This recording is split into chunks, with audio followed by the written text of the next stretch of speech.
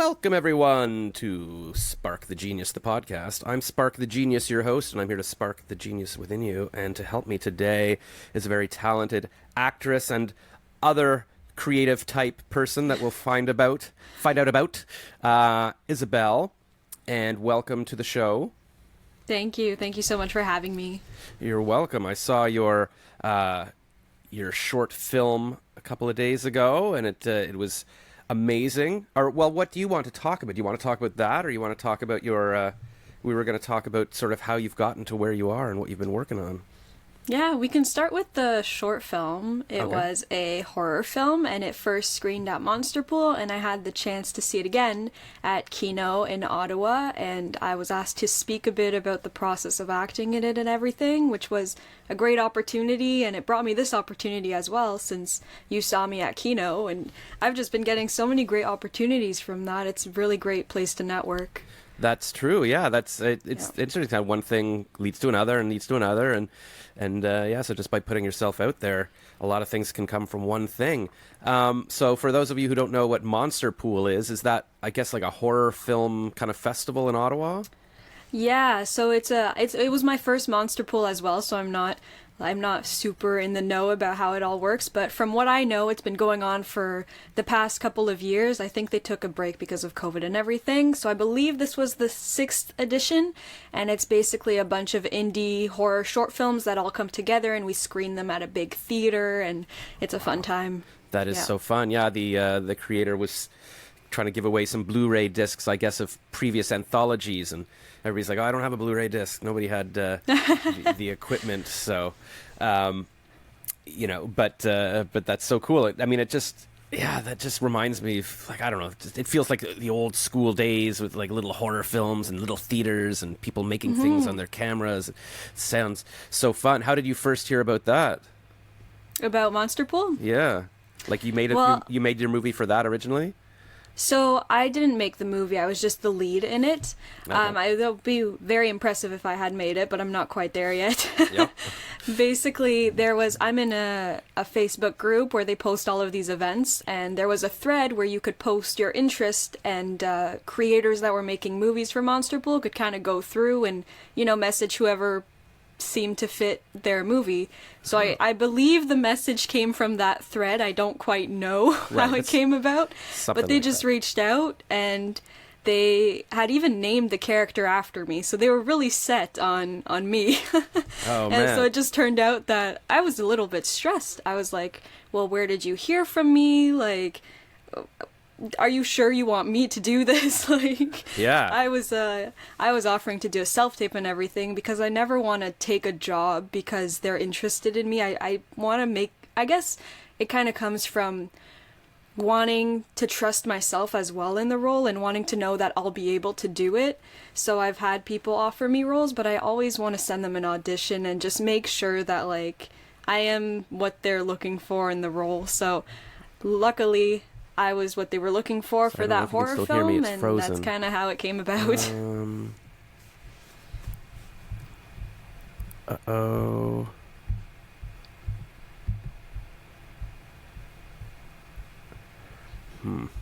You're completely frozen, so we'll probably have to edit this to... Oh, are you back? I can hear you now. All right, I'm back. Sorry about that. I don't know what happened. Was it frozen on your end too? Yes, it was. Okay, so it must be your internet then. That's okay. The good thing about this recording website is that it sort of records on your end, records on my end, so even if the internet's laggy, cool, it'll keep recording. So I guess I'll edit this together later. I'll just sort of cut out the middle part. But so the last thing I heard was, I guess maybe I'll edit it. But yeah, the last thing I heard from you was like, I always want to send an audition. I think that's where it cut out. So, but yeah, you were saying. So here, I guess I'll start again. 1 sec. That's okay. I went on, so. Yeah. Okay, so the internet on your end cut out for a second, but the last thing I heard was that you always like to send an audition even if they're interested in you. Was there anything more you said about that? Yeah, it just makes me feel a little bit better about taking the role. Sometimes I can feel a little bit less confident. So doing the audition just gives me that confidence that like, okay, I can do this role, and they get to check on their end that I'm good for the role, and they can always give like feedback before we actually start filming. So it's just something I've been doing recently when people come up to me and they're like, we want to work with you. I'm like, okay, let's just make sure. That's smart. That's what I do as well. Like, if somebody wants me to do a voiceover, I'm like, well, let me read a demo for you. Like, I really want them to hear it and go, okay, yeah, that's exactly what I want. I don't want to show up and they're like, oh, that's not what I wanted or whatever. And yeah, I want to feel like they really chose me because of what I could do for that role, not just, oh, you seem fine or whatever. So that's a smart thing. It gives you both more confidence going in. All right, we're back, still dealing with Wi-Fi issues, but thus is the nature of online interviews. I guess, yeah, what would happen if we were in person? What could happen, I guess, if you were starting to glitch out and enter another universe? It would be weird. Or sometimes the phone runs out of memory or something. So Yeah. there's always something. I got to bring people. people in... What people? Like people in the like area? people walking by or coming to see what you're doing or... Oh, exactly. That's all kinds of... Yeah, exactly. Well, that's what happened when I interviewed somebody at like Kettleman's Bagels. Like there was music playing, but then the guy running it's like, oh, I'll come out and turn off the music for you. This looks like a cool interview. But then after a while, they were like, we got to turn the music back on. I'm like, all right, so I guess our interview's over. So you never know what's going to happen. But that's the excitement of sort of, not necessarily having a TV studio, but just doing it on the fly anywhere. Mm-hmm. And I like being flexible. Like it's like, oh, you could be like, hey, we're in a hotel lobby. Let's do an interview or whatever. So that's kind of fun. And so so you and I share a philosophy for auditions, like giving people actually a sample so that we can both be assured that, I'll bet some actors would just say, no, I'll take the role, and they'll be overconfident. Yeah. And like, I want to do that, but at the same time, I want to be giving them what they're expecting and what they're asking for, and I don't want to show up to set and then I'm like, well, not at all what they thought it would be like. I mean, that's a good idea too, right? Even if you give them a sample and they're like, oh yeah, we still like you, but we were thinking it was more like this, then you have a time to work on it and change it, and then you show up on set and it's ready. It's not you're wasting the crew's time while you're like, should we try this accent or whatever? It's like, wait, what? Time is money here, people. Yeah. Yeah, I don't understand movies where they just show up and shoot. Like, I feel like if you can, you should always like sort of workshop it and plan out the, rehearse like a play. Read through. I don't know, like anything. Yeah. Exactly. So was that your first big role or? It was my first big role in terms of like the attention it's been getting. Like it was at Monster Pool, so it was my first film like on a big screen and things like that. But I've had other lead roles in some short indie films. I found that this one was a little bit better produced. They had a lot of really great equipment, and oftentimes there's a lot of student films and things going on, so it's great to get experience, but this was like a production. Yes, that's exciting. Yeah. And it did look great. Yeah, there was like special effects and and it was fog. Fog. I know you were acting with all that, and basically it was just you and a character and briefly your dad. So I mean, that's exciting too. Like that's the kind of thing people win Oscars for. It's like, oh my gosh, the whole movie was just Tom Hanks on an island or whatever. Like it's it's especially hard when you don't have other people to act off and it's just you and the special effects and your face and everything. And everybody really responded to that. They were all, like you said, they were asking about, how did you get into the mindset that you're going to cry or scream or whatever. So very cool. Would you say that some actors get known for a certain genre, like they're a scream queen or something? Do you think you're going to be like a horror genre girl, or you have other things you like working on? I don't think I would become a horror person, but when I was younger, I always wanted to be like kind of creepy. Like I wanted to be like the dead girl for Halloween and things like that. And I was kind of like dreaming of being in a haunted house, but I hate haunted houses. I just wanted to scare people. Right. So I could see myself doing more horror, but I don't know that it's my thing. Yeah. Maybe. It was my first horror, so... Yeah. We'll see how it goes. And if it's the last thing you ever do, then I guess 100% of your stuff is horror. Did you ever think of going to like that, is it called Sawmill Hunt, or like where they scare people at Lansdowne Park? Yeah, so I saw like they were casting people. I just didn't have the time required for it, and I go to bed kind of early. So I don't know that it would have been great for me. Yep. But I've thought about it. It seems really fun. Well, it's definitely good to know yourself and your sleep schedule. Because, I mean, you could commit at something and then be like, oh, now I'm tired all the time. I can't be productive doing anything else. Yeah. So that's all good. Well, maybe one day. But I mean, you're a big celebrity now. They would have to cough up the big bucks to get the star of the wood in their. Well, I wouldn't say that, but thank you. No, that's all right. And it is Halloween. So are you going out as a dead person or anything, or trick or treating? No, not this year. I have younger siblings though, so I might go trick or treating with them and then just kind of steal their candy. But that's the extent of my plans. That is a very good plan. That's basically, the best thing to do. All right. So then, I mean, you want to talk about? You were saying, how you got like all the stuff you've worked on until now, or I don't know, is that stuff even relevant anymore? I don't know. Well, yes and no. There's some things that never came to. I can't recall the word fruition. Like they never came to be. Yeah. Yeah. So that's always a bit unfortunate. I had a pretty exciting role in a high school satire where I got a role I never thought I would get, which tends to be happening recently. I keep getting things that I never would have thought. Yeah. But for example, that's one in particular. I was the mean girl, and I had never thought of auditioning for a mean girl. No. So that one was a lot of fun, but unfortunately we weren't able to complete it. I don't know if it will ever be completed, but That's funny. A lot of things happen like that. I mean, even big Hollywood movies, you're like, oh, they never finished that movie with Johnny Depp or whatever.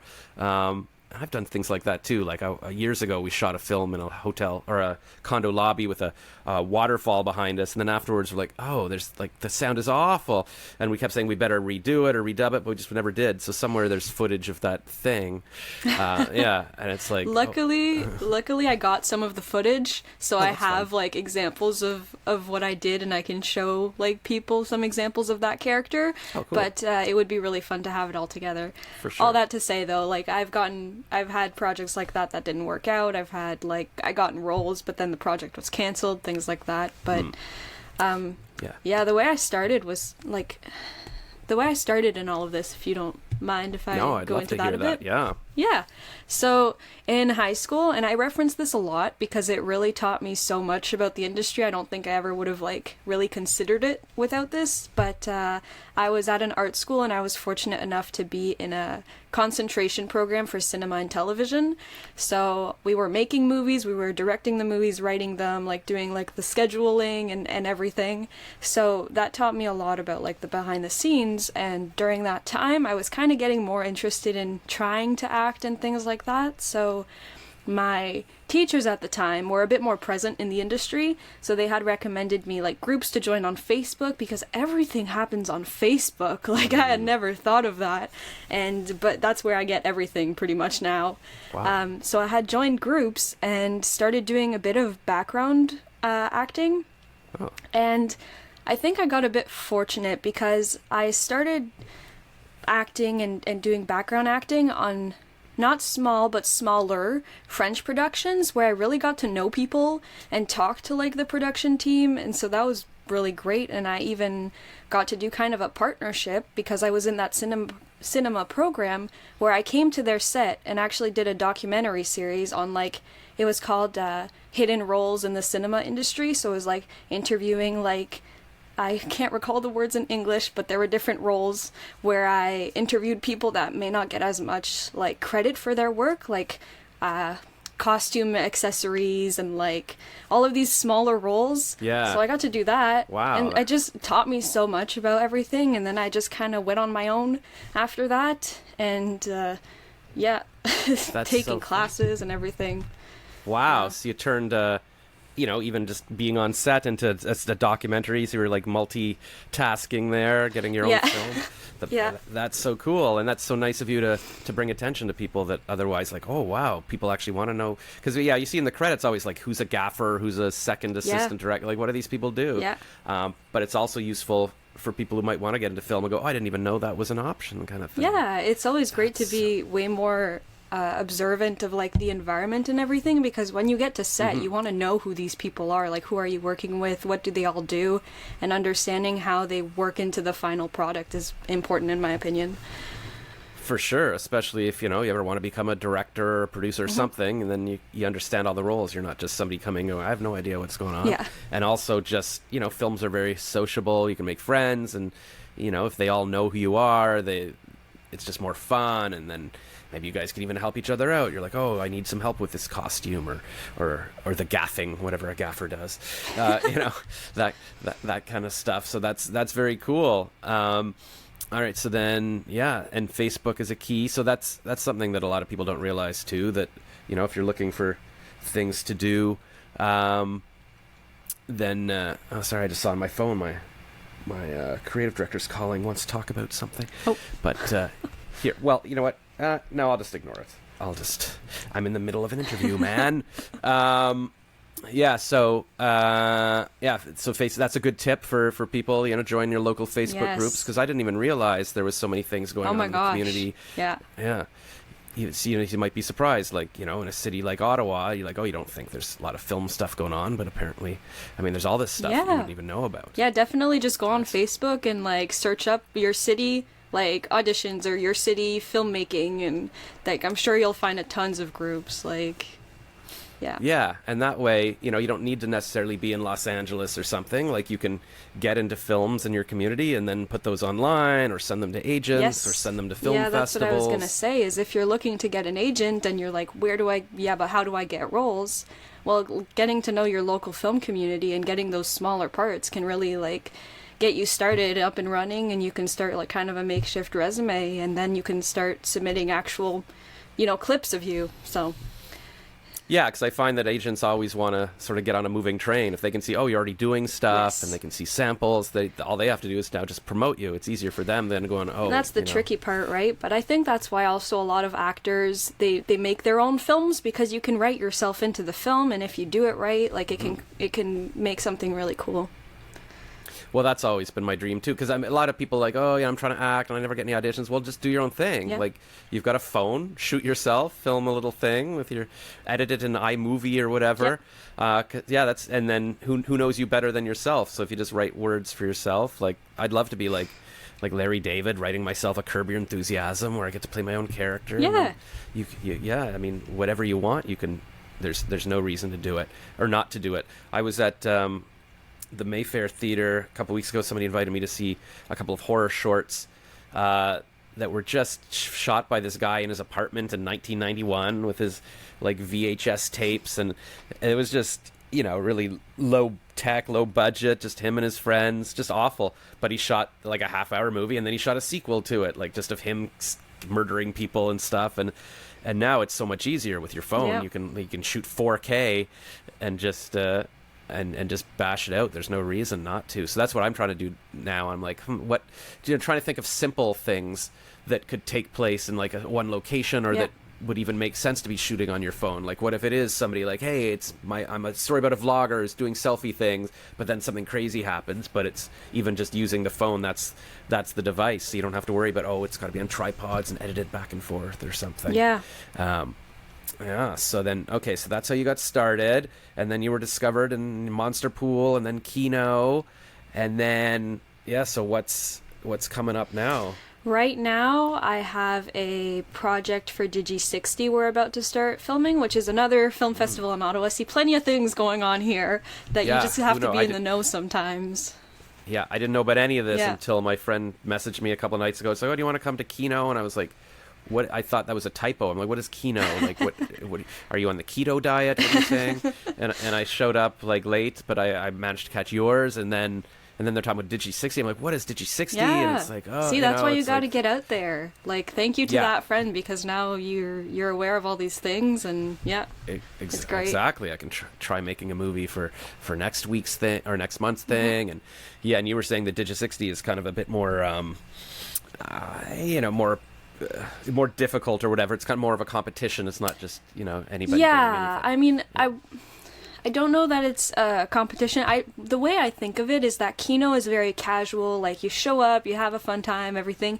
Digi60, I know that again, this is my first Digi60. Like, it was my first Kino a couple months ago, but I know that Digi60 there are prizes and there's a jury and things like that, and there's certain criteria you have to respect. Kino is very much like, do whatever you want, really. Try to follow the theme, but even so, like, it's just a place to screen your show and to network. So yeah, exactly. So, well, that's exciting. And so your project you're involved in, like, did you meet a film crew and they've asked you to act in it, or? So basically, it was somebody I had admired their work for a really long time, and I kept seeing them at Kino, but didn't really have the courage to go up to them and just be like, "Do you want to work with me?" So after Kino one night, I had messaged them and been like, "I really enjoyed your film, and I've been like, I really enjoy your projects you do and everything." And I was like, "If you'd ever have something that would work for me, and if you'd like to work with me, like, I'd be really happy to." And they were like, "Well, we're getting the catch for the Digi 60 soon, so I'll let you know if I have anything." And so they messaged me a couple days later with like kind of an idea, and I was like, well, maybe I should send an audition first just to make sure. And so I did that, and I didn't think I was gonna get it because they were asking for extreme emotions and crying and everything, and like I was kind of talking about at Kino, I have a bit of a hard time crying on cue. I'm not one of those actors that can just cry. So I was like, I'm not gonna get it. Like, they had also posted a casting call on Facebook, so I knew other people were gonna be submitting to it, and I'd be up against others who may be able to cry on cue. So I really didn't think I would get it, and I had even sent an email like, "I'll do the smaller role if you'd like, in case I don't get the bigger role, I'll do the smaller role, like, I'm happy with anything." And I ended up getting the bigger role, which is, I think it's a lead. There's like 3 leads, kind of. I would say it's a lead role. So just reach out to people. That's what I learned. Yeah, exactly. You never know what's going to happen. Yeah. I mean, that's the thing. Just give it a shot. I find that for everybody, they seem to talk about having imposter syndrome, like, oh, why could it be me? It shouldn't be me. And then you just censor yourself, and might as well just put yourself out there, and you never know what you'll meet. And that's the thing. Like, maybe somebody meets you and they're like, oh, yeah, maybe not for this, but I have an idea for something else. Yes. Or you never know what's going to happen. Yeah, I've had that a lot with sending auditions. Like, even if I know that the role might not be quite right for me, some people may take it as a waste of time, but I've often sent auditions where I've gotten replies like, not for this role, but I do have another project coming up, and I'll contact you about it at that time because I really liked your rendition of the piece or anything like that. So it's always good to be seen and to get your name known. That is so smart, because think about that. Like, if you're sending something to a casting director or a director or whatever, like, that's getting in front of them. Yes. And they're going to look at it because they're auditioning for something. So whether you're exactly right for that exact thing, they're like, oh, yeah, I didn't know about this person, and here's what they can do. And maybe it even gives them an idea. It's like, oh, I could write them a part for this. Yeah, or, exactly. There's all these stories of that. That's how people got big in Hollywood. Like, Matthew McConaughey's always talk about he was supposed to be like a background actor, but he shows up and they're like, oh, you got a good look, why don't you do this role and just improvise? Yeah. And that's a lot of luck, that one, though. Yeah, right. That's for sure. But actually, I mean, I've heard the whole story of him talking about it on podcasts. Like, he just was hanging out at a hotel lobby bar in LA. He was just there trying to figure things out, and he wound up just being friendly to some producer, and the producer's like, hey, we're shooting this movie, and then he shows up the next day. So I mean, that's part of just getting out there and talking to people as well. That's a lesson I've heard a lot, is like, you have to be careful, like, with how you present yourself, in the sense that you always have to be friendly and nice to everyone, because you never know who's going to be in that casting room, or like, you never know who's going to be making the next movie. It could be the person at the coffee shop that like you shoved to the side because you wanted your coffee. Like, yeah, that's what they always say, and I would hope that people aren't just being nice because, oh, this might be useful for me. Of course. Like, I know, but it is a good reminder, even if if you're not a bad person, but maybe you're just in a bad mood one day. You're like, oh, there's no point in talking to this person. It's like, you never know what might come from something. So that's very good tips. Just be around everyone. And these days, I'm always surprised. Like, you could talk to a barista at a coffee shop, and turns out, oh, they're a filmmaker too, and they're working on things. So you never know what's going on. And then you even hear about, like, I don't know, people auditioning for the role of Thor, but that turns out, oh yeah, no, because the guy who plays Loki originally auditioned for Thor, but then they're like, no, but what if you play this guy? So you never know what you might even wind up doing instead of the audition. So definitely just keep putting yourself out. And how long does it take to shoot like a 2-minute audition or tape? It's like, just do it, get it out there. And and that's, I've done that even for voice acting. They'll be like, oh yeah, maybe not for this, but we'll have some ideas for the future. And so you never know what'll come. So that's awesome. So that's probably keeping you a bit busy this month for the big Digi 60. Yeah, it's coming up. Very cool. And so yeah, is that basically like your life these days? Like your acting is your main focus, and that's what you're always working I on? have a part-time job because I always have to. For me, I'm always very realistic about everything. So obviously, acting Yeah. isn't a paying thing for me at the moment. But I really enjoy doing it. Like obviously, I wouldn't be doing it if I didn't enjoy it. That would kind of just make no Yeah. sense. No. I'm Yeah, yeah. definitely not in it for the money. Like I said, I'll take any role, any production because it's just so good for practice and everything. But acting Yeah. at the moment, I find it's a bit slower, but I've been really fortunate with the Monster Pool and the Kino and the Digi60 coming up and everything. So I Yeah. do have that part-time job, and I audition to anything that could fit me, even like remotely. So that's pretty That's much what I've been amazing. up to, yeah.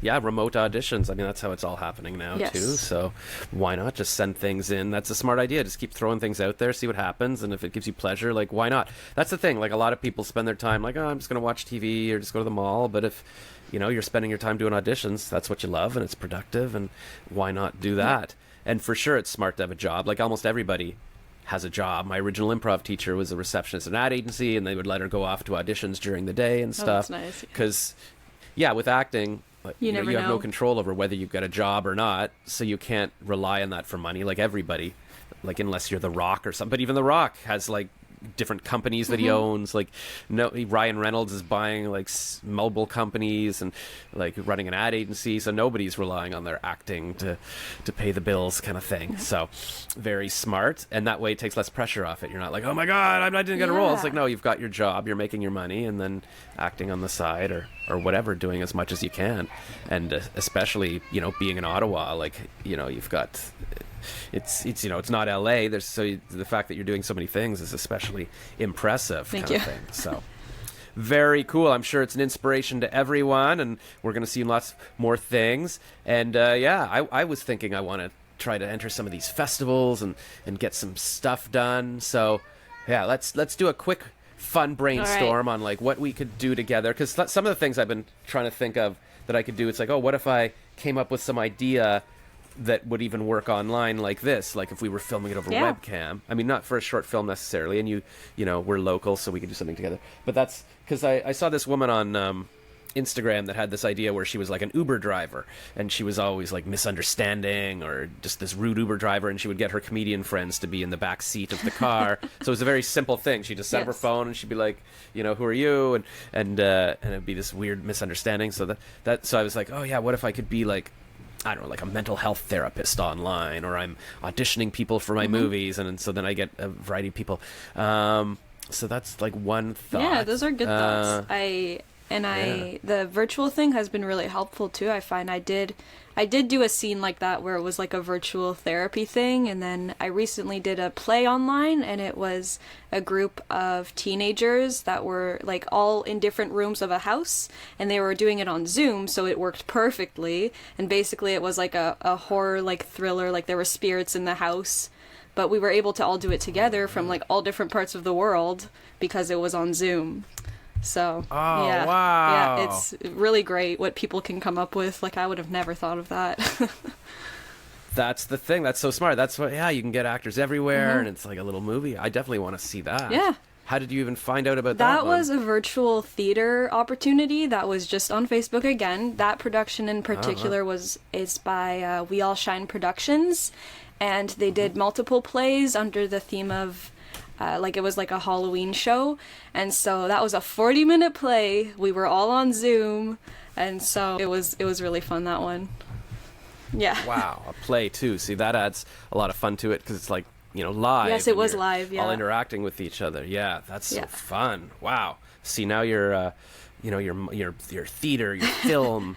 Do you do music? Are you going to win a Grammy? No, too? I don't do music. I enjoy singing, but I don't think I would do anything with that unless like a role called for it. But Yeah. Yeah. We'll see. Maybe you'll be discovered like, Zendaya or something. She's acting, but now she Yeah. has a singing career because sure. You never we know. gotta throw you in. Yeah. That's exciting. Okay. So we could do something like that. I wonder if we were going to do something online, like what could be a recurring character kind of thing? Like, I don't know, maybe you're doing remote work for me, or I'm your landlord and no, that makes no sense. I don't know. I know Phoebe from Friends was doing like a show where she was like a therapist and like doing sessions over Zoom kind of thing. So that was a recurring thing. And then if we were going to do a short film, like it was lucky because your horror film, somebody had a backyard and you could shoot it. It's like, oh, we got a location. So that sometimes I try to think of like, okay, well, what's the location we have? And then you write backwards, like, okay, so if we've got a phone booth or we've got think of the location first. Yeah, and then you just because that's the thing. Like I find that. Especially working in advertising, sometimes I've got a brief. It's like, oh, it needs to be this product, so that once you've got that thing, and then you just it helps. You can sort of be creative and write something around that kind of thing. So you don't necessarily need a complete blank slate. And then you're like, oh, but where are we going to get a school bus or whatever? It's like, well, no, we know we've got this thing. I don't know. We're not going to come up with it now, but. Do you have any good locations? Where would you want to shoot a movie? I don't have any off the top of my head, but I know there is a website. Yeah. I believe it's by the Ottawa Film Institute, something Ottawa Film something. Thing. Yeah. And they have a website, or maybe Ottawa Film Network, something like that. I can't recall right now. I feel so bad for them. But anyway, I'll let you know website. But there is a website with a bunch of locations in Ottawa that will let you film. And they've got like permissions and everything, so they already have a list for you where you can like look through and contact the businesses directly, so you don't have to like call everywhere. You already have a list of people that have said like, yes, you can film here, just let us know, contact us, and we can talk it out. Oh wow, I'm just looking online at ottawa.film, so it might be the Ottawa Film Office. Yes, that's what it is, Ottawa Film Office. Bureau du Cinéma d'Ottawa. And then it's at Ottawa Filming Locations. Yes. Ottawa's the first. So then what do we got here? We scroll down, and know a film-friendly location. Contact us. Okay. Oh, then it's broken down to small town, rural, office space, neighboring cities. Yeah, they did all the work for us. Oh wow! And then it's like Perth, Almont. Okay, that's funny. The Glebe. Wow. And then it's got here's a pub, and here's the Mayfair Theater, and here's West Coast Video. Wow. Okay, I guess maybe they're just showing you the neighborhood. I don't, or maybe these are actual. Like if you click on the house, it says the Glebe, and it's taken with this photo. So maybe that's just somebody walking around the neighborhood. Like I don't know if necessarily those pubs or whatever would be available. It looks like somebody just walked down the street. Yeah. Anyways, well that's good. Yeah, they've done it. I mean, that would be useful. Yeah, if you don't live in the city, you're like, what does this neighborhood look like? And then here's the photos. Very cool. See, well there you go. So we've got millions of possibilities. And do you like ever doing like comedy, that kind of thing? Like would you be in a Curb Your Enthusiasm where you're sort of improvising, playing a silly character or something? I haven't done a lot of improv. I've done a little bit. And like I said, I did that satire. I haven't done full-blown comedy, but since I do a lot of like teenager roles, I'm very down for like the sass and things like that. That's kind of the age range I usually get. So I'd love to try something like that sometime. That's good. Yeah, I wrote a commercial a long time ago where I guess the idea was that it was for a detergent that doesn't fade your clothes. So that I had this boy going to school, and then everybody's wearing faded clothes, but he's got dark jeans, and then they all look at him and go, oh. And then I cast some girl who was like, somebody hasn't heard of the fade or something. And then he goes home and he's like, oh my god, he tries to fade his clothes with this detergent, but it won't fade because the detergent is so good at not fading clothes, kind of thing. That's awesome. And yeah, the girl we cast was so nice and stuff, but somehow I remember the director and everybody going, oh my god, it just comes naturally to teenage girls to be sassy or something. Whenever I showed up to the set, I had a lot of people. You don't look like the mean girl. Like, you're the mean girl? Right. Yeah. Give me a second. Like, I haven't even started yet. Yeah, you just look too nice. And then but it's almost better that way because it's like, not a cliche. It's like, oh, this person seems sweet. It's like, oh, it just sort of comes out of left field. And that commercial got pulled off the air almost instantly because somebody complained, that's bullying. Oh. It's like, oh, okay. Oh, wow. So we had to I came up with a different idea. What was it? Oh, he just saw in a store window. It's like the faded look is in. So then he goes back home trying to fade. Wow. So we solved it because we still got to I use see the what back they're end of him saying, trying but to fade his clothes. Still funny. Yeah. Oh, yeah. You never know. I also shot a commercial with a bunch of animals, like puppets that had their heads up dryer vents, and they're all sniffing the different scents of bounce fabric sheets or whatever. It's like, oh, this one smells like April Fresh, and this smells like, you know, Meadows or whatever. But then somebody wrote in and said, oh, that's dangerous. Like, you shouldn't be inhaling fumes from a dryer vent, or what if some kid sticks his head up and whatever. So you never know. Yeah, like commercials are very tough, but film's probably less trouble. Yeah, like, I don't think anybody would complain. really think to say that on No. a small indie short film, but you never know. No, yeah. Everybody's looking for something to complain about. Yeah. Well, that's awesome. Well, I think everybody who has listened to this is very inspired so. to Just do it. And we've learned lots Yeah. of good tips. Just do it. It's just sum it Yeah. up. Yeah. Oh my God. Well, I'm inspired. I'm just going to start auditioning and going to all these Facebook groups and just shooting things. Yeah. And very cool. And hopefully, next time we talk, we can tell people about the movie we shot Yeah, together. that'd be super awesome. A little like get together to talk about how it went in the process.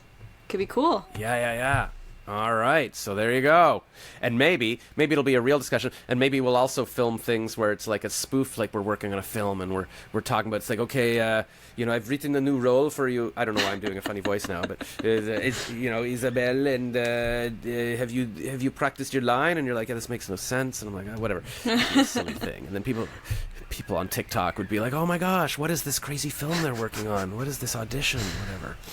Who knows? So many cool. ideas. Or maybe the two of us will be like co-directors, and we'll be auditioning other people. Be like, hello, the two of us are here to look at your movie. Oh yeah, and they Again, come I in don't and know we're why all I'm like, doing that voice. Each other. That's the thing.